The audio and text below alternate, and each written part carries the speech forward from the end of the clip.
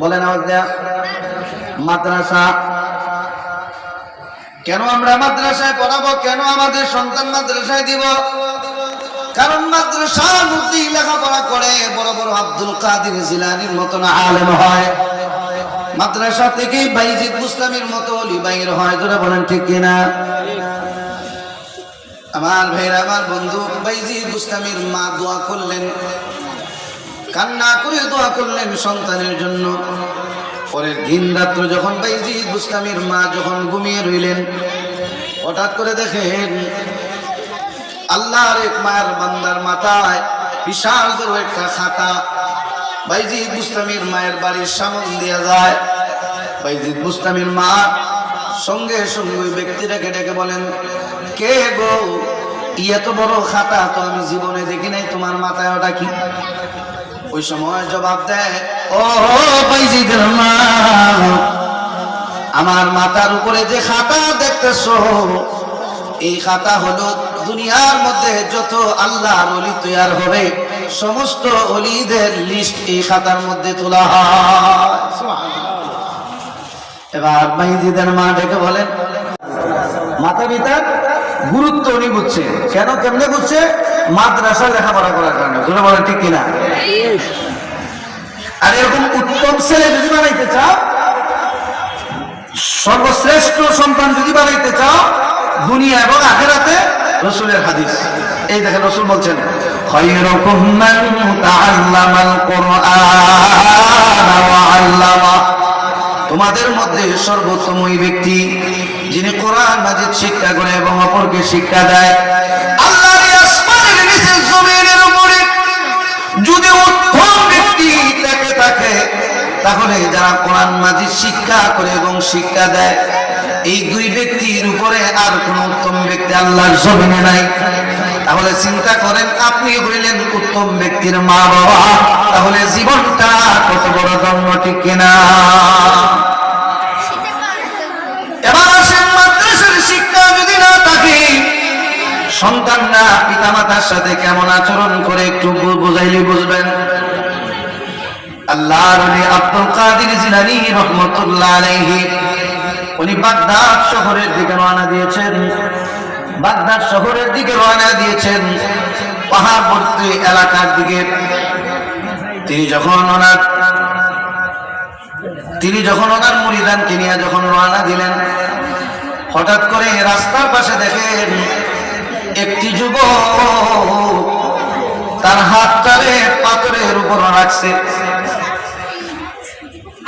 হাতরে পাথরের উপরে রাখা আরেক হাত দিয়ে আরেকটা পাথর দিয়া তার আঙ্গুলগুলিকে শেষে রক্তাক্ত করতেছে, মানে রক্ত বার করতেছে, আঙ্গুলে পাথর দিয়া তেতলাই দিতেছে। আব্দুল কাদের জিলানী রাহমাতুল্লাহ আলাইহি দৌড়ায় গেলেন যুবকের কাছে। ও যুবক, নিজের হাত পাথর দিয়া কেন আঙ্গুলগুলি কেন ফাটাইয়া রক্ত বাইর করতেছো? কারণটা কি? কান্না করছো কেন? এবার ওই যুবক ডেকে বলে, হুজুর, আপনার পরিচয়টা দিলে ভালো হতো। এবার আব্দুল কাদের জিলানী রাহমাতুল্লাহ আলাইহি বলেন, আমি হলাম আব্দুল কাদের জিলানী। হুজুর, আপনাকে চিনি না, তবে আপনার নাম শুনেছি, আপনি এই জামানার সবচেয়ে বড় ওলি এবং আলেম, সবচেয়ে বড় বুজুর্গ আপনি। হুজুর, আপনার যদি সময় থাকে তাহলে আমার কাহিনীটা আপনাকে বলবো। যুবক কি করে? কাহিনীটা বলবো, একটু শুনেন। আব্দুল কাদের জিলানী রাহমাতুল্লাহ আলাইহি বলেন, ঠিক আছে, তোমার কাহিনী শোনাও। তুমি কেন হাতের আঙ্গুলগুলা কেন ফাটায়া রক্ত বার করতেছো? এবার ওই যুবক ডেকে বলে, হুজুর,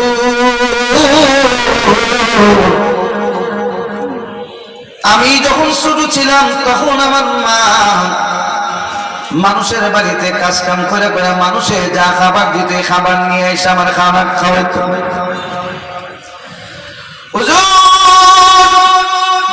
ছোট্ট যখন ছিলাম তখন আমার বাবা দুনিয়া ছেড়ে বিদায় নিয়ে নেয়, তখন আমি এতিম ছিলাম।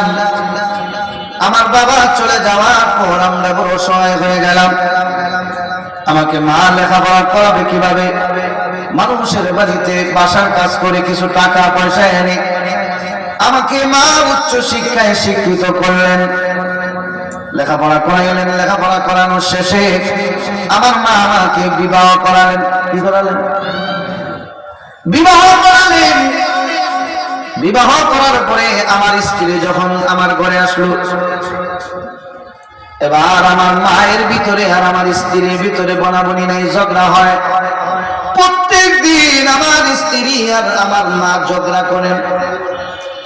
দেখবেন পরিবারের ভিতরে যারা মা আছেন, ছেলের বউ যদি তরকারির মধ্যে যদি আপনার বেশি তেল দিয়া দেয়, মা দেখবেন ডাক দিয়া কয় সর্বনাশ করছে, আমার সন্তানে কত কষ্ট করে আনে, অতিরিক্ত তেল দিয়া দিছে, আমার সন্তান কত কষ্ট করে আনে। এগুলো কয়নি না কয় না? হ্যাঁ, ঝগড়া লাগাই দেয়। যদি কোনো কিছু যদি ছেলের বউ যদি অপচয় করে, দেখবেন মা রাগান্বিত হইয়া যায়। মা তখন মনে করে আমার কলিজার টুকরা সন্তান কত কষ্ট করে সংসারটারে চালায়, এই মহিলার কোনো খবর থাকে না। বলে কিনা বলে না? বলেন। ওই যুবক কয়, কার কাছে কইতেছে বলেন? আব্দুল কাদের জিলানীর কাছে। আমার মার সাথে সংসারের টুকটাক বিষয় নিয়ে ঝগড়া শুরু হয়ে যায়। হঠাৎ একদিন আমার স্ত্রী বলল, স্বামী আমার, তোমার মায়ের সাথে আর আমি থাকবো না, তুমি আমাকে দিয়ে আলাদা হয়ে যাও, তোমার মায়ের সাথে আর আমি খাবো না। আর তুমি যদি তোমার মা থেকে যদি আমাকে আলাদা না করো, তাহলে তোমার সংসার করবো না, বাবার বাড়ি চলে যাবো। অসিনি ছেলে বিপদ আসেনি, এমন সন্তান বিপদ করে না? বহুত মেয়ে আছে। এবার ছেলে তো কয়, আল্লাহ এত সুন্দর বউ আনলাম, বউ যদি জায়গাতে তো আমার জীবন শেষ। স্ত্রীর মন রক্ষা করার জন্য মা থেকে আমি আলাদা হয়ে গেলাম। মা যে বাবার বানানো যে কুড়ি একটা ঘর আছে, ছোট্ট ঘর, মাটির ঘর, ওই মাটির ঘর মাকে দিলাম। আর আমি যে ঘরটা সুন্দর করে বানাইছিলাম, ওই ঘরটা আমার স্ত্রী আর আমি নিলাম। মা থেকে আলাদা হয়ে গেলাম। সংসার যখন আলাদা হয়ে গেল, তখন আমার স্ত্রী আমাকে একদিন বলে, এইভাবে চলবে না, সংসারে উন্নতি করা লাগবে। হুজুর, তারপরে আমার স্ত্রী আমাকে বলে, ব্যবসা বাণিজ্য করতে হবে। হুজুর,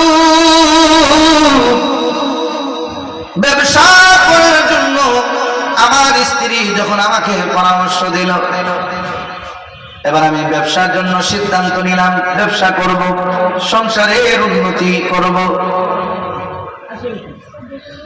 তো যখন রাত্র যখন গভীর হলো, ব্যবসার উদ্দেশ্যে যখন আমি সিরিয়ার দিকে রওনা দেব, এমন সময় আমার স্ত্রী ডেকে বলে, স্বামী আমার, দিনের বেলা তুমি সিরিয়ার উদ্দেশ্যে রওনা দিবা না,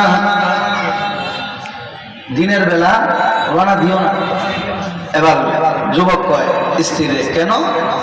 দিনের বেলা যদি যাও, ছেলের মারে কইতেছে, শাশুড়ি কইতেছে, এই বুড়িটা যদি, ওই বুড়ির মুখটা যদি তুমি দেখা যাও, তাহলে তোমার জীবনে কিছু করতে পারবা না, তোমার জীবনে কোভা লাগিয়ে দেবো, তোমার ব্যবসায় উন্নতি ঘটবে না, তোমার ভালো হোক আর আমার